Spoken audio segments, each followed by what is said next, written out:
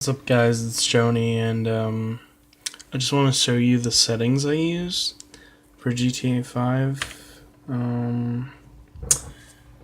I did get a new monitor. My TV is actually over there. It's hosting my Chromecast. But I did get a new phone. Sadly, I could not afford my Galaxy Note 4. Basically, the game runs from about 45 to, I'd say, about 60 frames, but I do have anti-aliasing as this game's screen clipping is really annoying. I still have my R7 370.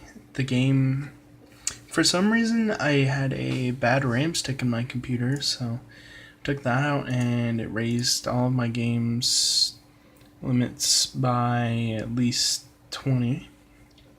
So I have FXAA off. It makes some textures look muddy for some reason on the edge. Come on, focus. Come on, focus. There we go. Okay. Oh, autofocus. There we go. Okay. I do have VSync on. The population density and variety are down. They don't really affect me. Let's see, the texture quality and shader quality, those are down because I don't really... I'm using AMD settings from... the control panel because for some reason this game it doesn't like AMD cards, so you have to enable it in the driver settings within your Crimson Control Center. I'm using very high shadow quality, so because sometimes there's like this line of like, even if you do use anisotropic filtering, the textures and shading will still look a little bit bad in the distance. So I have this up, so so I don't really notice the change in distance. And let's go on down here. As you can see, the reflection quality very high. The mirrors trigger me sometimes. Water quality high, particles high. They don't really bother me. The grass is rather odd to me, so I just leave it on normal. And like, no matter what it looks like. The grass, grass in games, I don't really expect it to have like look the best all the time, so just leave it at normal. I'm leaving shading on the AMD supported shader cache, so the game will have higher frame rates, of course. Post effects, I don't use depth of field or motion blur, so I just keep those on the lowest setting. Anisotropic filtering is controlled by AMD Crimson Control Center, so I just leave that off and it's being controlled by the driver. Ambient occlusion, I find that the shader cache already does that for me, so I don't really need this on. Tessellation is also being controlled, so things like ground textures and stuff are being controlled from my control center. I am running 1080p now. It actually looks like 1080p because it's on a monitor. I'm using virtual super resolution. And here in advanced graphics, I have the extended distance scaling, so in the distance, textures don't look as bad. I have long shadows on, high resolution shadows. I already have shader quality on high, so I feel like I don't need to change that at all.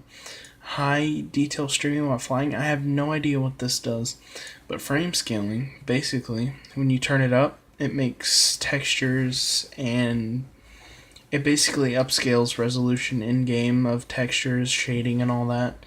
So you can technically, if you have a 1080, like my display can only go up to 1080p for games and things, but the native resolution is 1440 by 900. I think that this would be great as a 1080p display because I've been seeing no problems with the resolution and scaling. And yeah, that's it. You can, I guess it's like super sampling. You can go all the way up to 2.5 times your normal resolution. I guess that's it. But let's see here.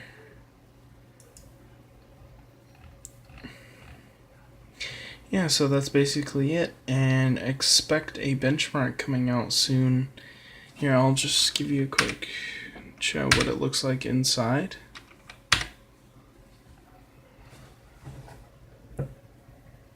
"60 frames. Let's try and go outside here.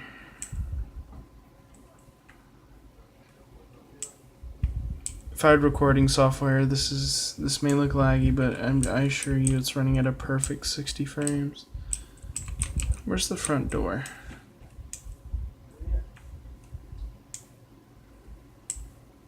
This looks like the front door. Outside, I'm still getting a perfect 60 frames.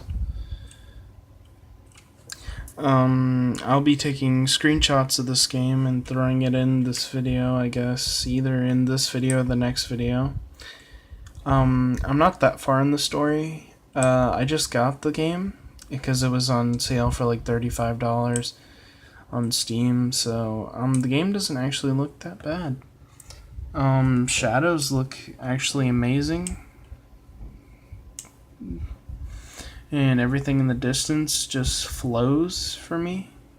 And I will see you guys in the next video. I'll probably be benchmarking this game, and as soon as I get my internet connection back through my ISP, I will be... Oh, this girl's on the phone. I will be doing regular uploads of GTA Online and such.